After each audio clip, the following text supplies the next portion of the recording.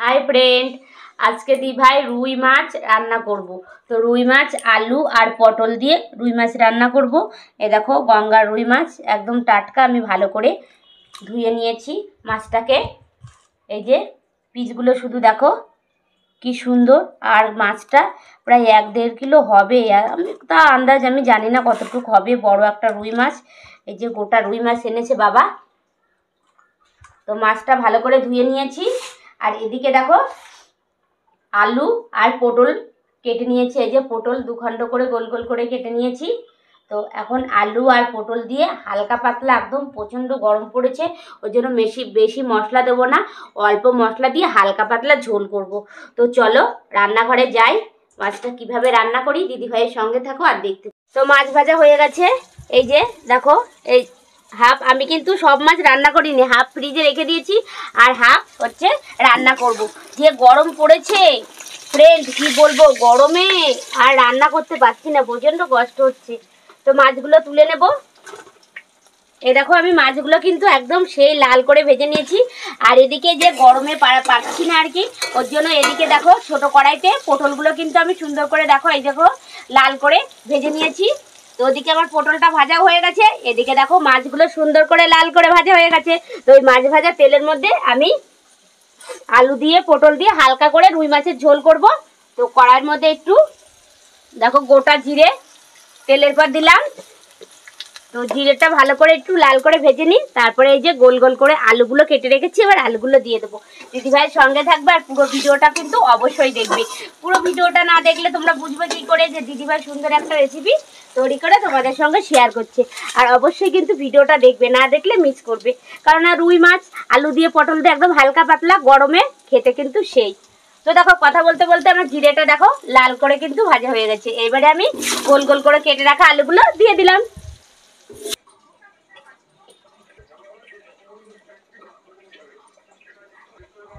তো এদিকে এই যে ভাত হচ্ছে, ভাতটা দেখো এই যে হয়ে গেছে, উতল এসে গেছে মানে, আর সামান্য একটু হলেই হয়ে যাবে।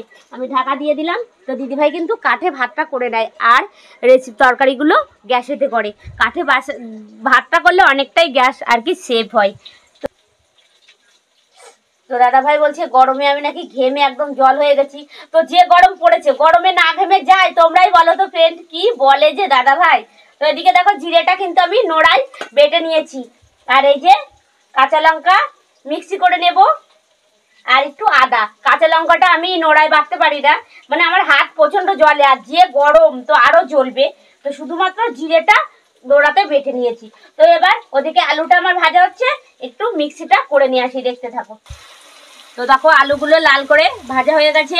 এদিকে দেখো আমার মিক্সিটাও করা হয়ে গেছে। এখানে আদা বাটা, জিরে বাটা আর কটা কাঁচা লঙ্কা আর অল্প দুটো শুকনো লঙ্কা মিক্স করে দিয়েছি।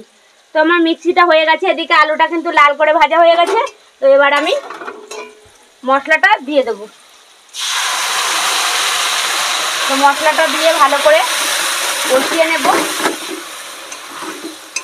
যত কষাবে তত কিন্তু খেতে সেই। এবার পরিমাণ হলুদ দিয়ে দেবো। লবণ হলুদটা আমি আগে দেইনি যেহেতু, এখন আমি মশলাটা দেওয়ার সঙ্গে সঙ্গে দিয়ে দিলাম। এবার হলুদ দিয়েছি, এবার পরিমাণ একটু লবণ দিয়ে দেবো। এবার লবণ হলুদ দিয়ে আরও ভালো করে আমি কষিয়ে নেব।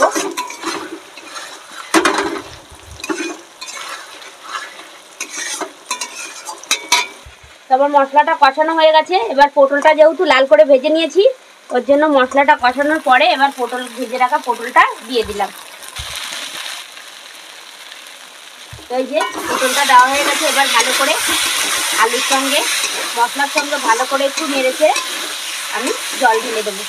তো এইভাবে কিছুক্ষণ একটু নাড়বো, বেশি না নাড়লেও চলবে কেন। তো এবার জলটা দিয়ে দেবো। ভালো করে মশলাটা দেখো কষিয়ে নিয়েছি। এই যে গায়ের থেকে তেল ঝরে গেছে, মানে আমার মশলাটা সুন্দর করে কষানো হয়ে গেছে। এবারে এই যে জল দিয়ে দিলাম। এবার কিছুক্ষণ ভালো করে ফুটবে, আলুটা না সিদ্ধ হওয়া পর্যন্ত আমি মাছটা দেবো না। তো এবার ভালো করে ফুটে নিই ঝোলটা।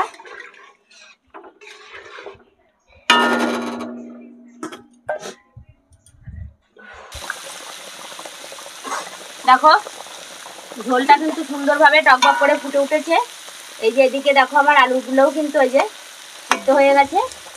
এবারে আমি ভেজে রাখা মাছগুলো এই যে দিয়ে দেবো। তো এই যে ভেজে রাখা মাছগুলো আমি দিয়ে দিচ্ছি আস্তে আস্তে।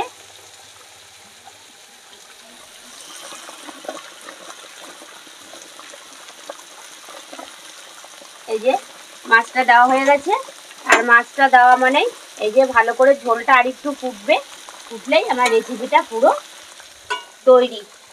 তো ফ্রেন্ড, দিদিভাইয়ের এই ভিডিওটা তোমাদের কাছে কেমন লাগলো অবশ্যই একটা কমেন্ট করবে, আর যদি ভালো লাগে তো একটা লাইক করে দিও।